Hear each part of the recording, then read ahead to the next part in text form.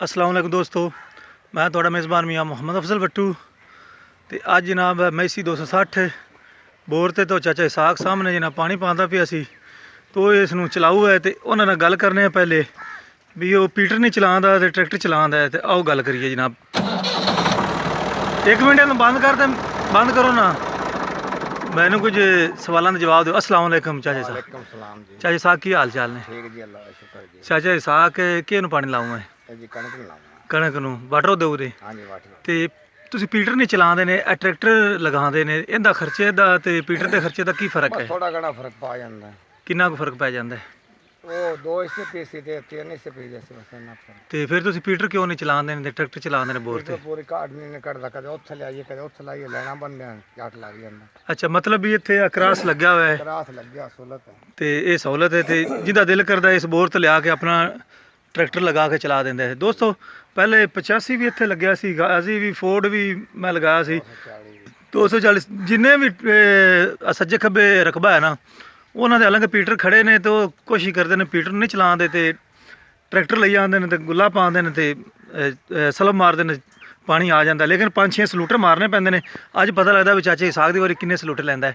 ਚਲੋ ਜੀ ਚਾਚਾ ਇਸਾਕ ਮਾਰੋ ਖਾਂ ਇਹਨੂੰ ਸਲੂਟਾ। ਇਹ ਚੱਲ ਪਿਆ।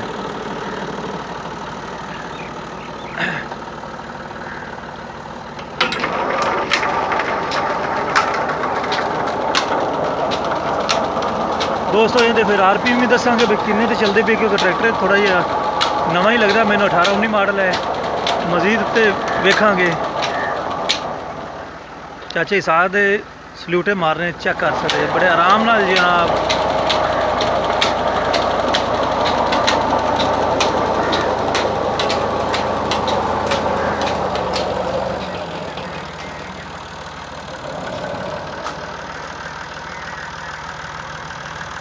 दो हो गए ने, 6 सलूटा से पानी चुकता है पहले। तीसरा लग्या जनाब, पानी कोई नहीं आया।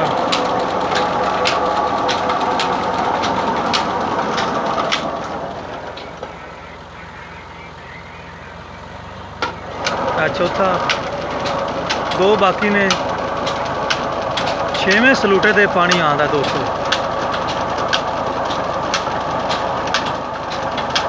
4 हो गए ने।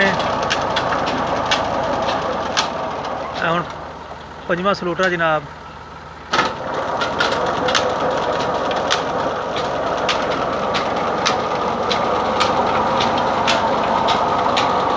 एक सलूटा बाकी है दोस्तों।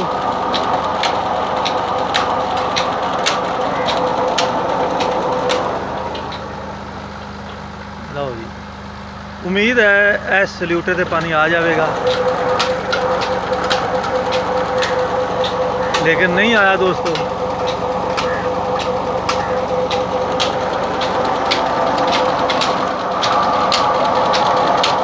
पैप फुल है, आप देख सकते हैं पैप फुल है जनाब। उम्मीद है आ गया पानी दोस्तों। 7वें सलूटे से पानी आया दोस्तों। 7 सलूटा।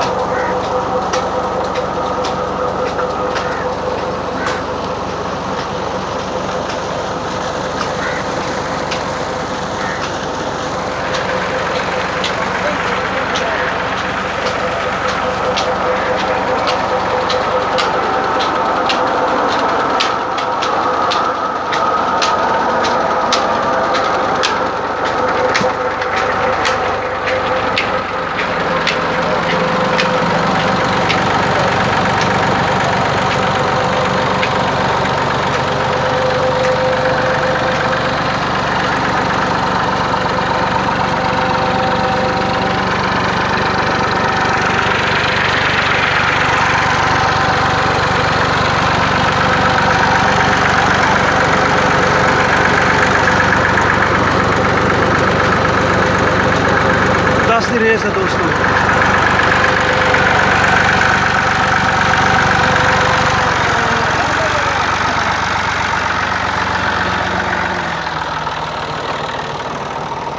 एक ही करन चले हैं बेचे पागल कसू है भरी है ना। दोस्तों। ਆ ਵੇਖ ਸਕਦੇ ਜੀ ਜਨਾਬ 20 ਫੁੱਟ ਦਾ ਖੂਹ ਹੈ ਥੱਲੇ ਗਿਆ ਚਲਾ ਜਨਾਬ और रेंच चुके हैं ਹੁਣ ਇਸ ਦੀ ਭਰੇ ਹੋਏ ਪਾਕੇ ਨੇ ਮਾੜੀ ਮਾੜੀ ਕਦੇ ਕਣੀ ਨਾ ਕਰ ਅਸਲ ਦੇ ਇਸ ਦਾ ਪੈਪ ਲੀਕ ਕਰਦਾ ਪਿਆ ਹੈ ਮੈਂ ਪਲੇਟ ਪਰ ਕਰਦਾ ਪਾਗਲ ਆਕਰ ਮਾਰੀ ਮਾਰੀ ਕਦੀ ਭਾਰਾ ਹੋ ਜਾ ਸੀ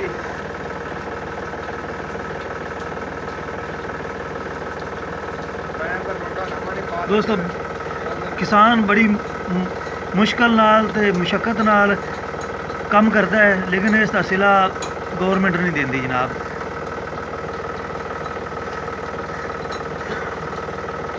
ਜ਼ਮੀਂਦਾਰ ਜੋ ਫਸਲ ਬੀਜਦਾ ਹੈ ਉਹਦਾ ਸਿਲਾ ਨਹੀਂ ਮਿਲਦਾ ਜਿਸ ਤਰੀਕੇ ਕਣਕ ਦਾ ਰੇਟ ਵੇਖ ਸਕਦੇ ਜੇ 1650 ਗਵਰਨਮੈਂਟ ਬੰਨਿਆ ਹੈ ਤੇ ਬਾਹਰੋਂ ਜਨਾਬ ਰਸ਼ੀਆ ਤੋਂ 2500 ਨੂੰ ਲੈ ਰਹੇ ਨੇ ਤੇ ਆਪਣੇ ਕਿਸਾਨ ਨੂੰ ਜ਼ਿਆਦਾ ਪੈਸੇ ਦੇਣ ਲੱਗਿਆ ਇਹਨਾਂ ਨੂੰ ਮੌਤ ਪੈਂਦੀ ਹੈ ਅਗਰ ਉਹ 2500 ਰੁਪਈਆ ਉਧਰੋਂ 2500 ਪੇ ਕਰਨਾ ਹੈ ਤਾਂ ਆਪਣੀਆਂ ਮਿਲਾਂ ਨੂੰ ਇਹਨਾਂ 1400 ਦੇ ਹਿਸਾਬ ਨਾਲ ਦੇਣੇ ਤੇ ਦੋਹਰਾ ਮਿਆਰ ਆ ਜਨਾਬ ਤੇ ਜ਼ਮੀਂਦਾਰ ਦੇ ਹੱਕ ਵਿੱਚ ਅਸੈਂਬਲੀ ਵਿੱਚ ਵੀ ਜਿਤਨੇ ਨੇ MN MP ਨੇ ਨਾ ਇਸ ਵਾਰੀ ਇੱਕ ਅਫਜ਼ਲ ਚੰਦ ਸਾਹਿਬ ਹੈਗੇ ਨੇ ਉਹ ਗੱਲ ਕੀਤੀ ਉਹਨਾਂ ਨੇ ਜ਼ਮੀਂਦਾਰਾਂ ਵਾਸਤੇ ਤੇ ਬਾਕੀ ਦੇ ਸਾਰੇ ਜਿਤਨੇ ਵੀ MN MP ਨੇ ਨਾ ਬਸ ਜਨਾਬ ਉਹਨਾਂ ਜ਼ਮੀਂਦਾਰਾਂ ਦੀ ਮੁਖਾਲਫਤ ਹੀ ਕੀਤੀ ਹੈ ਅੱਲਾ ਇਹਨਾਂ ਲੋਕਾਂ ਨੂੰ ਹਿਦਾਇਤ ਦੇਵੇ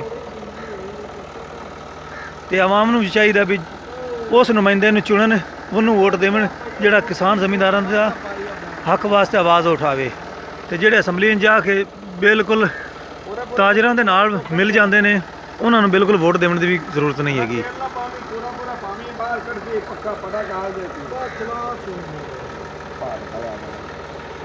ਥੋੜਾ ਥੋੜਾ ਪਾਣੀ ਥੋੜਾ ਥੋੜਾ ਉਹਦੇ ਨਾਲ ਬਾਹਰ ਰੋਡਰ ਤੇ ਪਟਣ ਲੱਗੇ ਤਾਂ ਪਟਾ ਦੋਸਤੋ ਇਸ ਦੀ ਪਾਗਨ ਭਰੀ ਗਈ ਹੈ ਪਾਗਨ ਭਰਨ ਤੋਂ ਬਾਅਦ ਨਾਲ ਉਹਨੇ ਵਿੱਚ ਆਇਲ ਪਾ ਦਿੱਤਾ ਹੈ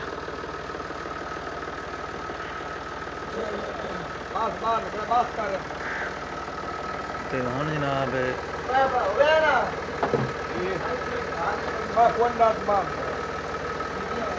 ਆ ਜਨਾਬ ਨਿਕਲਾ ਆਂਦਾ ਪਿਆ ਛੇਤੀ ਸਕਦਾ ਬੇਟਾ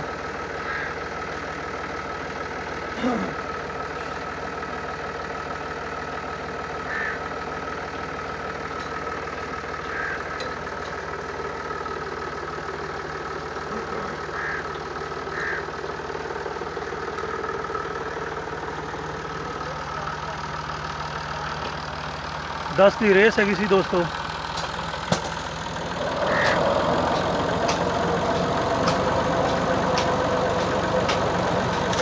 पानी आ गया जनाब और मैं थोड़े इजाजत चाहना थोड़ा मेज़बान मियां मोहम्मद अफजल भट्टू अल्लाह हाफिज़ पाकिस्तान जिंदाबाद।